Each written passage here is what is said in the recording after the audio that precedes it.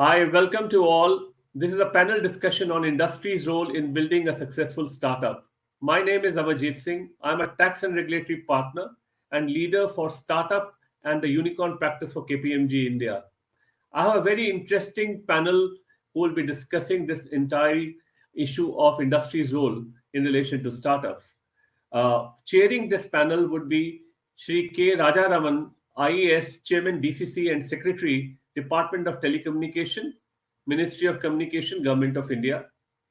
From representatives of various portions of industry are Mr. Ajay Sehgal, EVP, Channel and SOHOs, Vodafone India Limited, Mr. Avinash Deepak, SVP, Vertical Head, Startup and ITES, Airtel Business, Bharti Airtel Limited, Ms. Ameeta Roy, Director, Solution Architecture, Red Hat India, Red Hat Inc., Mr. Christopher Price, Director of Advanced Technology, Ericsson.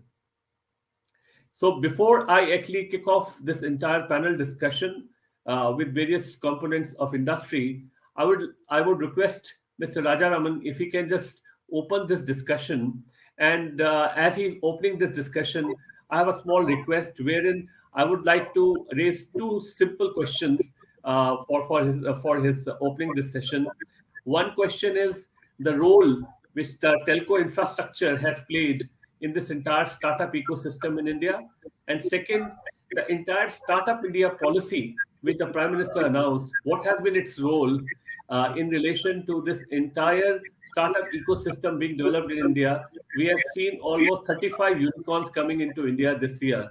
And personally, I was involved in this entire policy on the Startup India. I would like to hear more from Mr. Rajaraman. What is in more? What is in store for us for future as far as the startup ecosystem from a government perspective and on the telco infrastructure? Thank you. First of all, warm welcome and wishes to all the fellow panelists and the participants in this panel discussion. It's a very timely and a very important topic that we have chosen for ourselves. The Now, as all of us are aware, that India has embarked on the mobile journey for 5G. Since 2018. So the high-level forum was set up to plan and prepare the country and the ecosystem as such for the upcoming 5G program. So one of the very important components of the high-level forum's recommendation was to build a very strong ecosystem for development of 5G solutions and products. So at the heart of this is the government's decision to build self-reliance in the country. I think the Honorable Prime Minister had in 2020, as part of the COVID reforms, announced an Atmanirbhar Bharat package. It essentially focuses on building strengths within India, building on the strengths of the Indian presence in various sectors to achieve a lot of self-reliance. If you look at the mobile sector, especially networking equipment, the imports of technology and imports of equipment have been quite huge. And this was the case even in the case of mobile phones several years ago.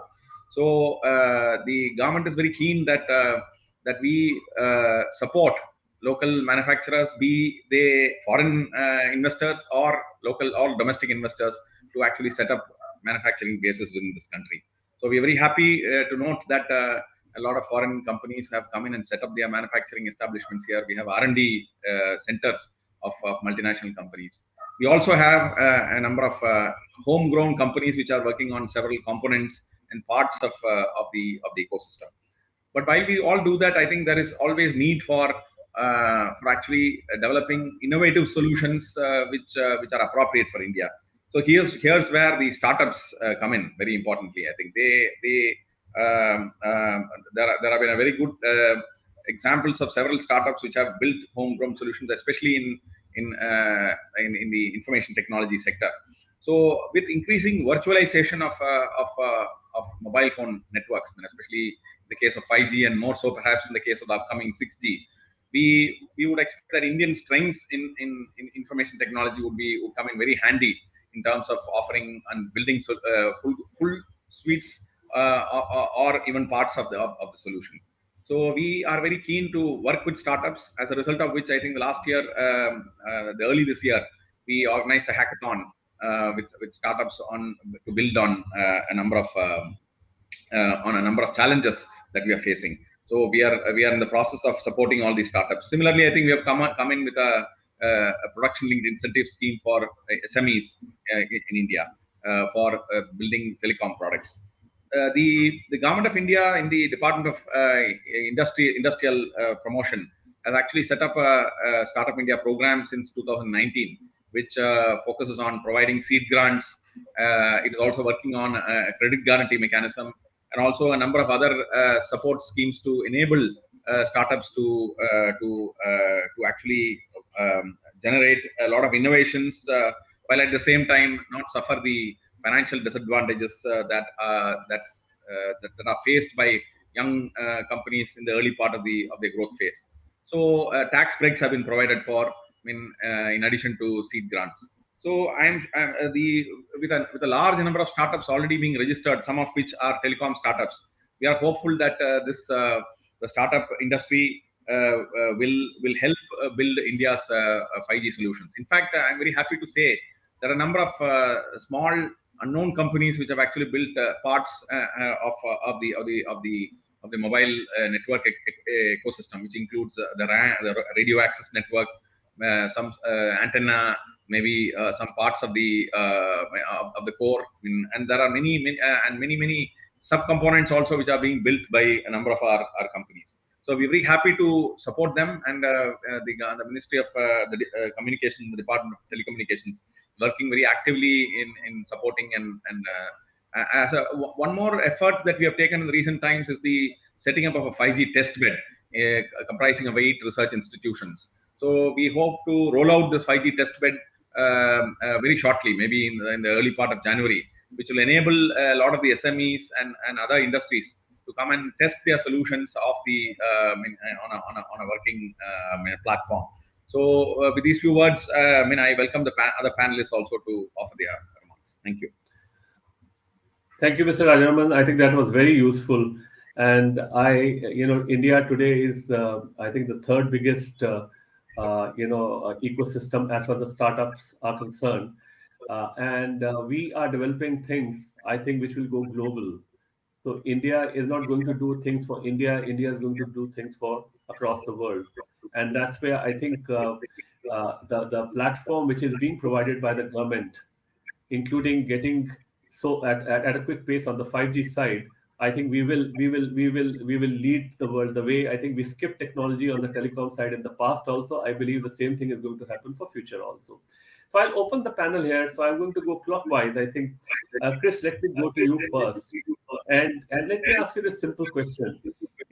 Ericsson has been in India for years. You have seen how India has progressed in various parts of the technology, telecom side, etc. So what has been your level of engagement with the startup ecosystem in India, and what is something which is driving you to actually partner with these startups? And before this is and the idea is, it is quite apparent today. It's a very symbiotic relationship between startups and the industry. So let us understand from an Ericsson perspective, what do you see? Thank you, and thank you for having me today. I think, as you say, Ericsson has been in India for a long time, and we do business with a number of well-established Indian companies that help drive and develop our technology for the network. Moving forward, as we look forward and we look at how 5G networks will evolve, the types of capabilities that we'll see emerge in a 5G ecosystem, we expect to see much more innovation and much more disruption coming through the paradigm changes that we'll see from let's say a flat style of network, a flat style of mobile network and IP network that we've seen before, to a more manageable network that is able to help companies provide and enable the services they need, both in a central and to a regional audience. these types of capabilities, and I think this fundamental platform is a driver for innovation and for change. We haven't seen this type of growth in digital infrastructure previously, and I think it will continue for the next decade as 5G technologies emerge and 5G companies start to take advantage of that technology and that scale. Moving forward to 6G, of course, as was previously announced or mentioned. I think the focus for us in the short term, at least for the next 5 to 10 years, will be on the further development of 5G technologies and making those available to startups and making those available to emerging technologies in the Indian ecosystem, of course. So let me move to Ameeta now. I think Ameeta, Red Hat with open source architecture, what are you seeing your level of engagement as a leading software company with a startup ecosystem? What had been your approach? Is it a sell to approach, a sell with approach? Are you investing? Let's hear about your company, what you've been doing, and the role which is being played by a startup in your ecosystem. Yeah, thanks for that question, and hello everyone. Red Hat is a leader in the open source community, and I completely echo what Mr. Rajaraman said a little while ago. And we certainly believe that it is a symbiotic relationship. And if we say it takes a village, I would say it. You can even say it takes an ecosystem, right? To really get everything that you want. So what we personally believe is that startups today, they can come up with great ideas, right? And always, one hunch that you may have can lead to another, and then that's how interest gathers, and that's how you compound the efforts that you're going to make. Then you overcome the obstacles, and then how the improvements accumulate, right? So we don't think eureka moments is what drives progress. We believe collaboration is what drives progress, and it always has and always will. So the way we look at this entire space is that open source communities are the source of the strength that we can really have. And we can't just take from there, right? We have to participate, pay it back.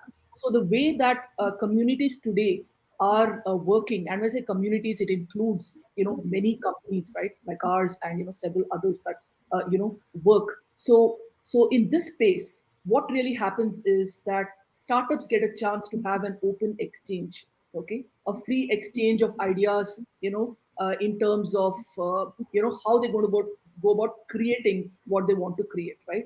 And there is a power of participation in terms of you're free to collaborate, you're free to create, you can actively solve your problems, and then you can do some rapid prototyping.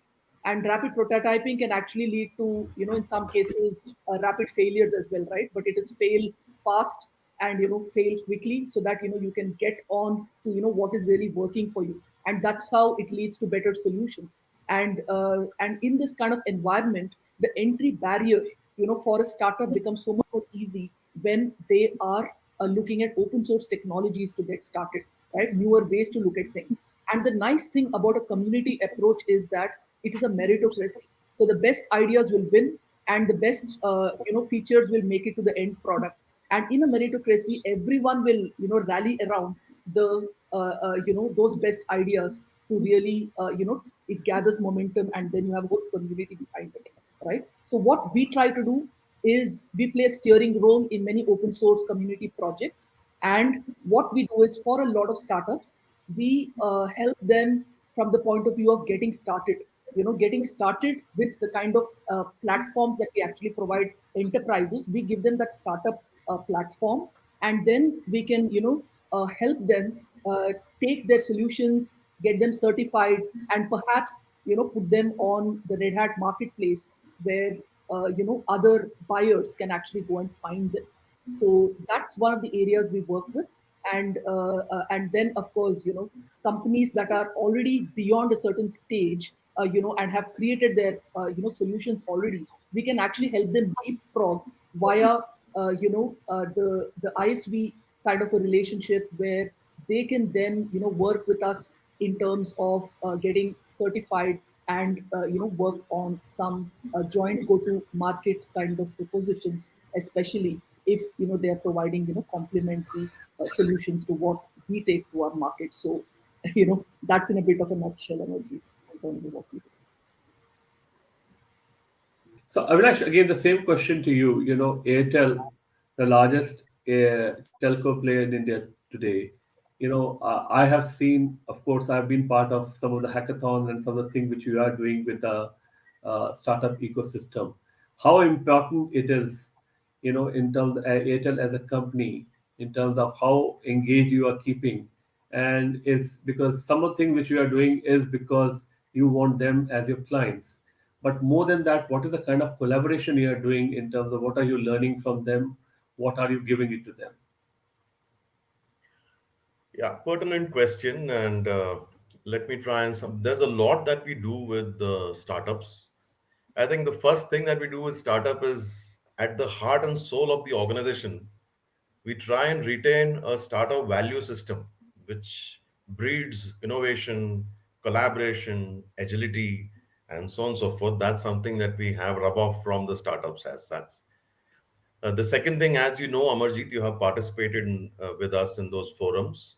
We do a lot of co-creation with the startup community such that we can solve their business problems, create some very interesting solutions, which we're doing pretty reasonably well. I'll run you through a few examples a little later. The other areas where we, in a very structured manner, engage with startups are basically one is what I talked about, how to create products to serve their needs, how to create products to acquire new customers, how to delight our existing customer experience as far as our network broadband is concerned, how to improve our products. That is, as Ameeta was saying, what are the features we can onboard or on some of the existing products or come out with a brand new product itself by co-working with these startups. And lastly, how do we use some of the startups in terms of improving our processes? For example, our entire hiring process today is driven by a technology offered by a startup, and it's doing extremely well, for us. We use technologies like real-time machine learning, artificial intelligence, etc., in very, very expansively, very, very in a very detailed manner, and that is helping us improve so many things as far as the organization is concerned. Um, uh, we are also, as far as the product sphere is concerned, we are also working with the startup ecosystem. For that matter, even the large IT organizations, the telco organizations like Ericsson, for example, um, to figure out what's really required in terms of addressing future needs of the marketplace. As Mr. Rajaram very precisely put across, that 5G is too large for a bunch of companies, which are, some of those seasoned IT and telecom companies to resolve. The problem posed, the challenge posed by 5G in the future is far larger, is far fast changing, far diverse for a few organizations to make a difference. Startups are going to play an absolutely pivotal role out there, and we are participating, in that as such. For example, we are participating with organizations to create platforms, interoperability platforms, use cases which can be consumed by, to start with, the B2B organizations, remote factory, telemedicine, warehouse automation, things to do with the retail, tracking what's happening in the store. Lots of plethora of startups are coming about and creating um, solutions which can help us towards this. Another area where we are working with startups, and there's a lot which is happening and continue to happen in this country, is the devices, factor. HoloLenses, sensors, drones, robotics. We see startups coming and wanting to experiment with some technologies along with some end customers and other larger, vendors that we have. Um, I personally feel that startups when it comes to 5G and when it comes to telco, startups will truly impact the SME business for us, because the Indian model of the startup, one is it is innovative, secondly, it is high paced, the third is that it understands the cost sensitivity that this country poses, especially in the SME segment. And we're already seeing tremendous amount of interesting ideas which are coming about. A few examples, very specifically, really interesting ones, and something which I'm really close to. Firstly, we use a startup called Voice Zen. Voice Zen is essentially a contact center agent quality tracking tool, using which we have improved our agent efficiency by 60%, right? Basically, we measure fault rates per hour or per day for an agent. That has gone down by 60% as far as our own contact center operations are concerned. Another one, which is something that we have worked with the on the product side, we have created and launched a product called Airtel IQ. um, Airtel IQ basically is an omni-channel consumer engagement platform which works on voice, video, WhatsApp. We have bots, SMS, and so on. And utilizing this platform, nearly 150 large organizations are engaging with the larger community as far as the right amount of acquisition is concerned, post-sale support, during delivery updates. This platform called Airtel IQ helps some of the B2C organizations towards that. Yet another one, which I think is a breakthrough. We have created post-pandemic, everybody is working from home, uh, leveraging technologies of a manufacturing startup and an AI startup in the connectivity space. We have created a very unique solution which aims at enhancing the connectivity experience at home. It aims at accelerating some applications at home, and through deep IoT technologies, you can really get to know what's happening on every component as far as the residence is concerned. And we are driving it along with various large organizations, especially the ITES segment is showing tremendous amount of interest. These are the few things, Amarjeet, that we are doing with the startups in terms of product play, process improvement, in terms of network infrastructure, and in terms of customer experience enhancement. Amarjeet, over to you. So I think just coming back to Mr. Rajaraman again, I think you heard how, especially I think Avinash spoke about how they are using some of the startups in order to improve things within the companies. I think let me ask this: whether the government itself, while they are running this very interesting Startup India program, are there startups which are helping you as a government also in terms of some of the things which you do from a governance perspective?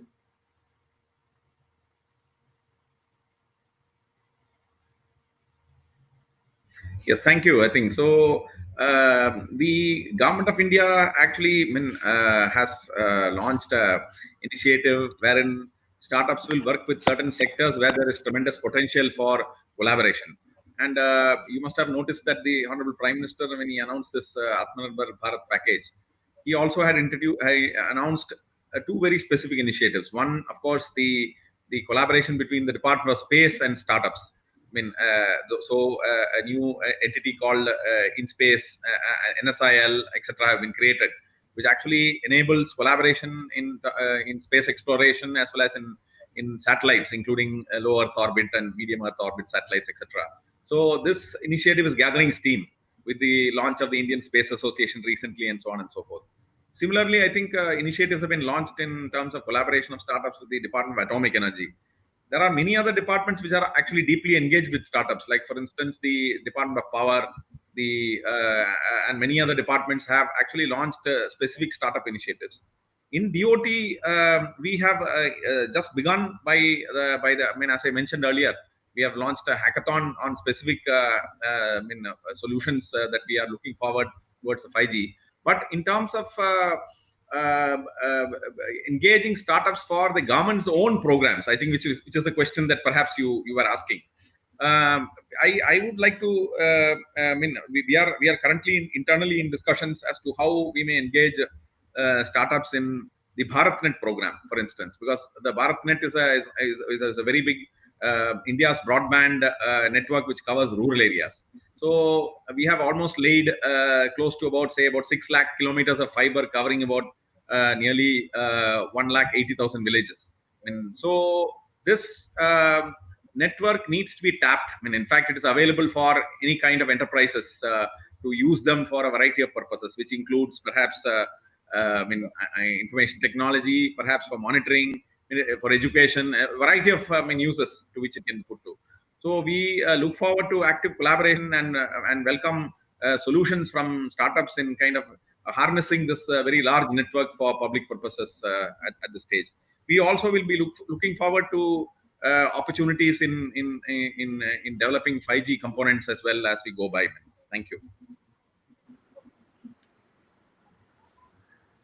Thank you, sir. Amarjeet, Chris, I can let go me ahead ask you this question. One of the things we've been talking about how we can collaborate, but the two things which startups basically struggle with. One is, they might have a good idea, but their ability to actually get to the R&D and are able to, get the right products out, etc., because they do not have large facilities, etc. Are you able to help some of these startups also in terms of providing them with support in relation to technology? And second part, I think, with their lack is somewhere support in terms of leadership, organizational structure, etc. So while there is always a collaboration which is possible where we are able to look at their solutions, but as an organization, have you explored this possibility of actually providing your tech backbone platform as well as your organizational strength in order to support some of these startups? Have you seen any examples of that? Yes, thank you. Yes, we're very proactive in doing that. I think as Avinash mentioned earlier, we're not going to do this alone. No one can handle this alone. We need a very, very rich ecosystem. So Ericsson has established what we call the 5G startup program. It's a global initiative which works with startup ecosystems globally. We bring them onto the 5G platforms as they're being developed. They get early access to technologies. And we work with these startups and introduce them to CSPs to help facilitate a new ecosystem of startups in the 5G domain as that emerges. We find this extremely valuable. It's great to be able to offer technology to startups as they need it to be able to bring them up to speed, and then to create a direct line between those companies and CSPs who will be able to leverage the capabilities that they bring to bear. Further than that, we also see not just 5G as the technology, but also artificial intelligence is extremely important to how we move forwards. And we do have an AI accelerator lab in Bangalore where we try and work with the local ecosystem. We try and incubate AI technologies and make those available to the local startup ecosystem there. And that's something we do in a number of places across the globe, which again feeds into that global that global 5G startup program that we have running.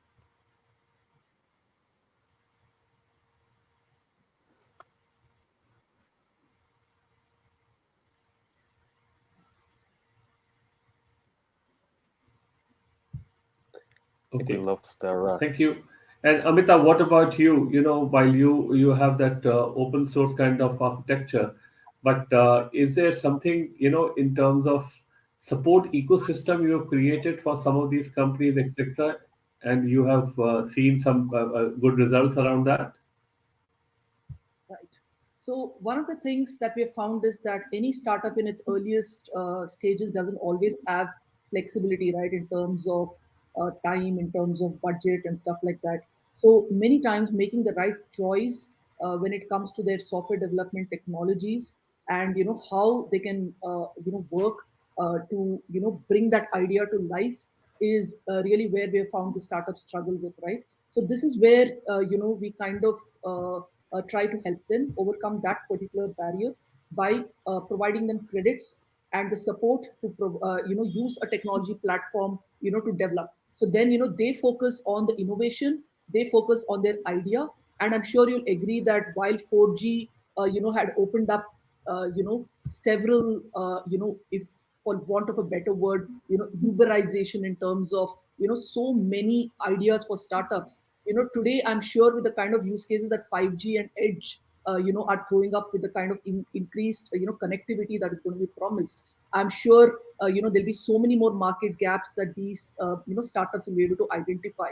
So that whole idea of how we can give them that little bit of a leg up is where we provide them the platform. And when I say platform, we are providing them a platform that can span across on-prem, private clouds, public clouds, all the way to the edge. A consistent, reliable foundation on which they can build their applications. And then the support of that platform is on us, right? As the enterprise, they don't have to focus on that, and they can focus on bringing their applications to market.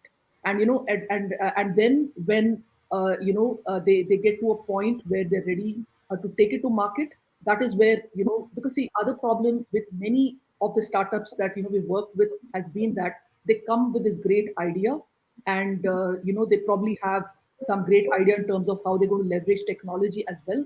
But where they struggle with is getting to the customer, getting to that market.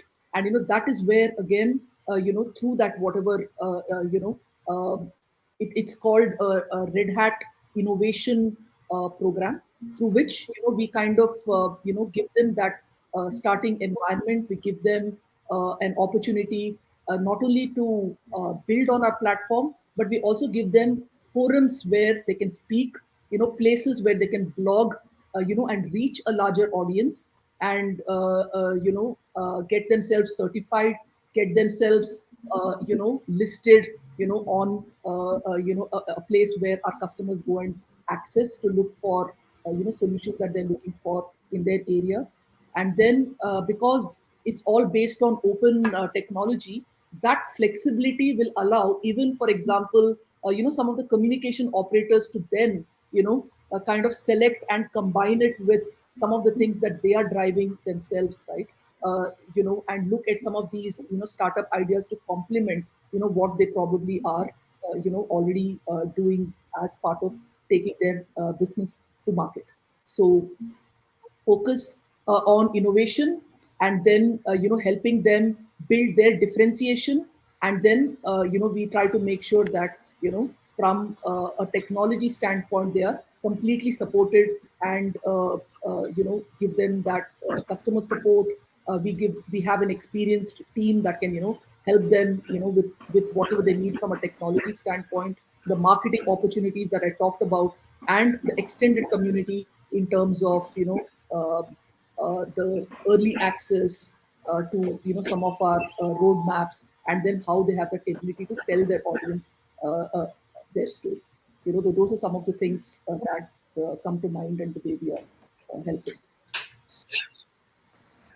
So Avinash, the question which I have is that in terms of we I understood some of the work which you're doing along with them. Have you been able to help any of these companies in terms of providing your infrastructure, in terms of organizational structure for these companies to grow? And especially your complete network which you have as customers, have you been able to take this to these startups so that they actually are successful? Yes, I think as Airtel, this is definitely a thrust area. Uh, this is a very crucial and vital point. Let me take a step back. We are talking about facilitating R&D, how to improve spends and stuff like that. India currently, while there is sharp growth as far as R&D spends are concerned in the startup ecosystem, but we still have a lot to go. I mean, we spend 0.6% of GDP on R&D as compared to maybe Korea or Israel, Japan, which is 3 to 4% of GDP. There's a long way to go. GDP, R&D investment focus thrust will essentially bring these startup ecosystem to life and make it a little more, uh, real life rather than currently only theory in your and my, workways, your and my lifestyles. So what is clearly happening? Of course, the government is doing a lot to foster R&D, hackathons, you have policy refinement, you have a lot of encouragement, as such. The academia is doing a lot along with the government and the corporates by creating these huge labs, especially the IITs are doing some very advanced and cutting edge stuff along with the government and people like us to foster innovation and R&D. I see a lot of organizations in general uh, outsourcing their R&D thinking to the startup ecosystem. So startup ecosystem, the startups are now the outsourced R&D arms of corporates. But a lot more can happen. Specifically in Airtel, we have a very deep engagement, as I had said earlier, in a multifaceted manner with this startup play. One is, I think, the nature of company that we are, we keep our ears very close to the ground when it comes to what's happening as far as the customer's business is concerned. It could be the consumer business, the mobile business, broadband, DTH, um, the banking business, or for that matter, enterprises as well. We hear them very, very carefully. The second attitude that we have is rather than solve everything on our own, we quickly take it away to startups. We give the problem statement to startups, for that matter, even the larger organizations. And we facilitate an environment of ideation, solutioning, along with this, ecosystem, as I said. We also allow them to co-create along with us and test marketplace, as Amita was very rightly saying that the startups sometimes do not have what I would call visiting card value enough to be heard as far as an enterprise is concerned. They have extremely interesting solutions, so we take them along with us under our brand umbrella and represent the problem to enterprise, as a solution. And it seems to be doing extremely well. We also facilitate startups to participate in a network layer, wherein they drive experiments along with 4G, uh, future upcoming 5G in various geographies to test, to verify some of the potential that these technologies have in the marketplace. We are doing a lot of, very accelerated effort around video. One is video surveillance, which is aimed at the enterprise market, and the other is video interaction, which is artificial reality, virtual reality, augmented reality, along with the startups. That's a thrust area for us in terms of development. Another area that we are working with a bunch of startups is to improve our ad tech platform. We have a platform which an enterprise typically uses to drive a message through a very specifically fine-tuned, aimed audience. Startups are helping us using big data, artificial intelligence to aim the right, individual with the right message. And some of our enterprises use this. So yeah, we have labs created, co-created along with enterprises where they come and participate. We give them real-time access to our network to experiment in some geographies how to improve the experience.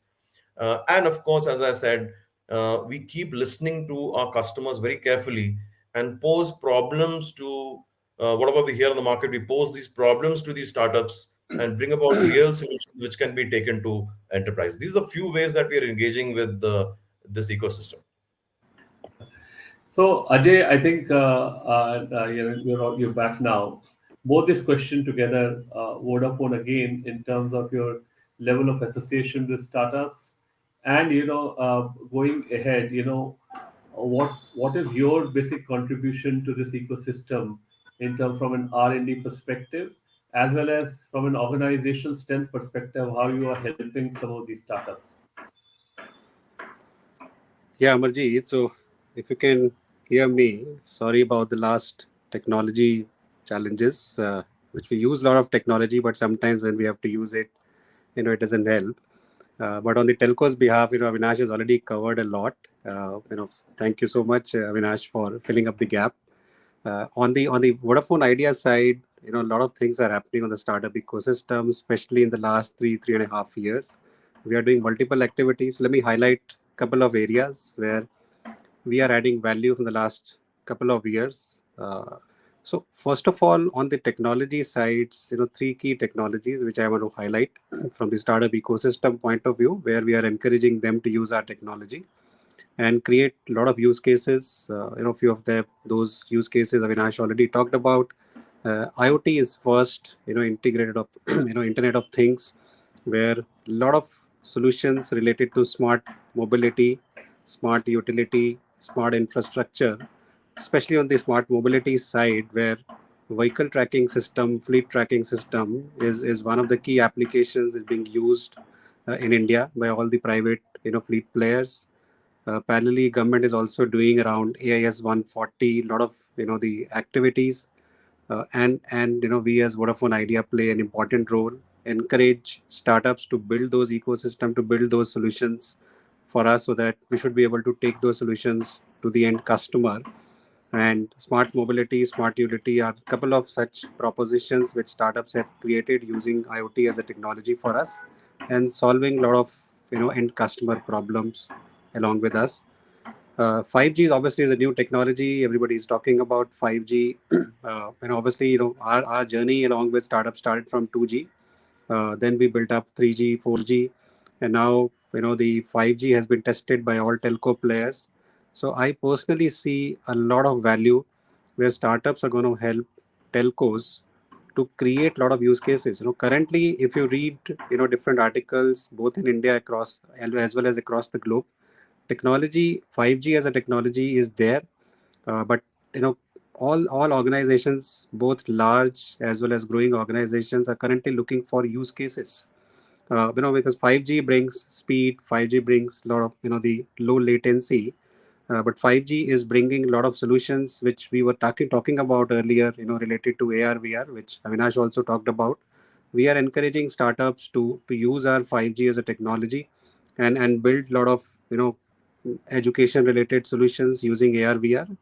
Similarly, surveillance, which again Avinash talked about, but surveillance is one area where we did one testing last week, related to VR glass, where using VR glass, using 5G as a technology with the help of startup ecosystem, you can view 360-degree, and this is the right solutions for hotels, this is the right solutions for airports, railway stations, related to surveillance. So these are few examples where using 5G as a technology, startups can add a lot of value, and we are encouraging startups to come use our the 5G technology, build more ecosystem solutions. Edge computing is another area which I would like to highlight. All the telcos, if you see that the number of data centers, even though there are large data center service providers, but telco brings a benefit where all the telcos, they have got a huge base of data centers. For example, if I talk about Vodafone Idea, we have got more than 200 data centers, and the advantage these data centers bring is very, very low latency, local level the processing, and there also I see a huge value, and we are encouraging startups to create a lot of solutions using edge as a technology for our end customers. Now, if I talk about few examples, around a year back, startups created a good solutions for us, which is how can the small businesses post COVID go online, and can also start competing with any large e-commerce company, because earlier the small businesses were thinking that only large organizations can go online, can buy or can sell their products through e-commerce ecosystem, whereas the new solutions which have been built up by Vodafone Idea with the help of startup ecosystem, allows any small business who is just starting from today can create their website, can go online and full. And when I'm talking about online, meaning that they can create their e-commerce ecosystem right from day one, and without knowing any technology know-how. They don't need any the large IT ecosystem in their organizations to build that kind of a capability. And all these solutions are coming from startup. A couple of examples or solutions which we have started using in our organization, because each and every company who is working at a large scale is looking for connected workforce. And there are solutions which have been designed by startups for us. And now we are obviously thinking that how can we take those solutions, since those solutions are working very, very well for us. It's creating a lot of efficiency in our overall sales ecosystem, to take these solutions or these propositions out in the market to solve a lot of our end customer problems. Because these solutions, like we have a tool called VHub, which is nothing but the allows each and every sales force, and I'm not talking about direct sales force only, I'm talking about direct as well as our channel ecosystem, where the channel partners, they have got thousands of employees, but the solutions allows us to get a complete real-time view, what's happening on the ground on a real-time basis. So all these kind of solutions are have been designed by startup ecosystem. And the point which I'm trying to bring is that all these large organizations, especially telcos, using IoT, using 5G, or including 4G, as well as edge, are encouraging startups to create propositions, and those propositions can be used to solve a lot of the problems with these small customers are facing, or including the large customers are facing. So I think we are now almost reaching the end of this session. So I asked Mr. Rajaraman, you heard industry in terms of how they are looking at these collaborations and associations. And of course, on the government side, we could hear that how even government has started looking into this situation. What is how do we actually make these startups more successful? One of the things, I've been interacting with them for such a long time. One thing which these five guys struggle is, except for foreign capital, they really struggle to convince the domestic investors to put in money, except for a few angel investors. So this is one thing I think, which maybe even industry has to rise up to this particular occasion. We need more and more these young guys and startups to be funded, and the money has to come from within the country. How do we actually create that ecosystem?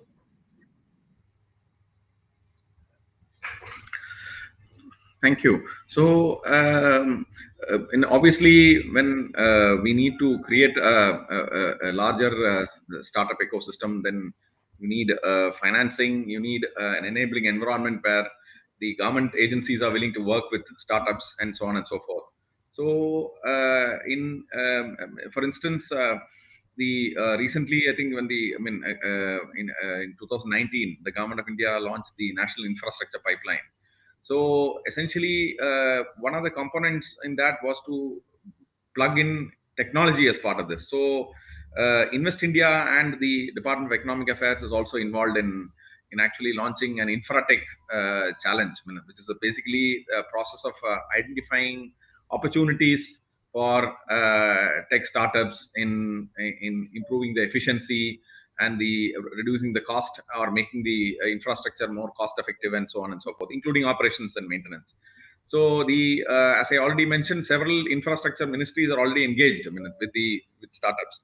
But essentially, when we do that, I think there is also a need for financing. There is also a need for a clarity in procurement.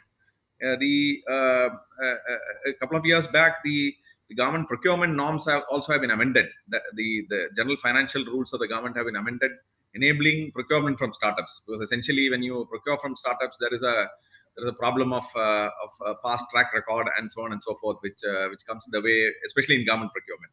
So this policy amendment has actually opened the door for startups, procurement from startups. But essentially, this is but that being done, it doesn't mean that startups get an entry into government procurement so easily. Because essentially, there is also a lack of capacity within government organizations to handle startups. So that also has to be overcome. Some ministries have actually taken the lead forward by forging an active collaboration, which includes providing incubation spaces, by providing seed grants, etc., and also promoting startups. Like for instance, recently, Department of Defense, the Defense Department of Defense Production, actually initiated a very strong program for procurement from startups, especially after the issue of national security in defense products has come to the fore. So a lot of these opportunities are now being translated into reality thanks to specific circumstances. But I would like to say that Department of Telecommunications would be very glad to work with startups. Recently, under a program called DCIS, we have released a 40 lakh seed grant to about 17 startups to work in the telecom space. So similarly, I think we have a number of other programs run by other departments, including the Department of Defense Production, which I just mentioned. So we will be very happy to take this work forward, and I am sure that this panel discussion has set the ball rolling. So we will be very happy to work very closely with industry. In fact, I was listening to both the telecom service providers coming out with very solid engagements with startups, which I think is very remarkable, and I must congratulate them for the wonderful work they have done. Obviously, commercial considerations in terms of, say, driving down costs, improving efficiency, making customer experience better. All these are the fundamental drivers of engagement of startups, essentially, because startups come with a very innovative solutions. So I'm very happy to hear that. We will be very happy to also look at opportunities down the line as we go forward in innovations. One more thing I would like to mention is that we have the Center for Development of Telematics or CDOT is a premier research organization which is involved in developing a number of products. So recently we had a brainstorming session where a number of SMEs also who have participated in the PLI had come along. So one point which we have a program we have decided is that CDOT will intensify its engagement with the industry, especially with startups, in trying to avoid reinventing the wheel and also to provide facilities. Because essentially, if you look at startups in telecom sector, there are amongst the number of problems which they have, there is also a need for low cost access to testing and measuring equipment. Because essentially, when you do conformance to standards, there is need for access to low cost testing and certification. So I guess making available laboratory floor spaces for startups is very important, because some of the equipment are very expensive. So from that perspective, the 5G test bed that we have launched recently, an investment of nearly 224 crores was done, and we have very high-end equipment for testing and measurements, which are available between the IIT Madras, IIT Hyderabad, Indian Institute of Science, the IIT Delhi, and Samir, which is a microwave research organization. So we welcome startups to actually make use of the high-end testing and measuring equipment available here. Similarly, Department of Telecommunications has got a standards certification body called TEC, Telecom Engineering Center. So they also have initiated a step to actually work closely with startups. We therefore hope to formalize this framework and then enable collaboration between TEC, CDOT, and the 5G test bed as one of the ways in which I think we can make life easier for startups to develop their products. Similarly, one other final thing which I would like to say is that we are in the process of also looking at setting up a regulatory sandbox for development by startups. So I think this is also something in the offing. I think we will probably come out with some framework for that as well. Thank you. Thank you, sir. Apologies to everyone. I think the quality of my ecosystem, the startup ecosystem at my home was not very good. That's why I was not able to hear a lot of you very well. But I hear that everybody else could hear each other very well. I really apologize for the problem at my end, but this was a fantastic discussion. I thank you very much for all of you for participating, expressing your views, telling about what your organizations are doing. And Mr. Rajaraman, I think the government itself is the one which is going to drive this entire thing. We will be the number one in next 2-3 years, and I'm keeping my fingers crossed. Thank you very much. Thanks to all the members of this panel. Thank you. Thank you. Thank you.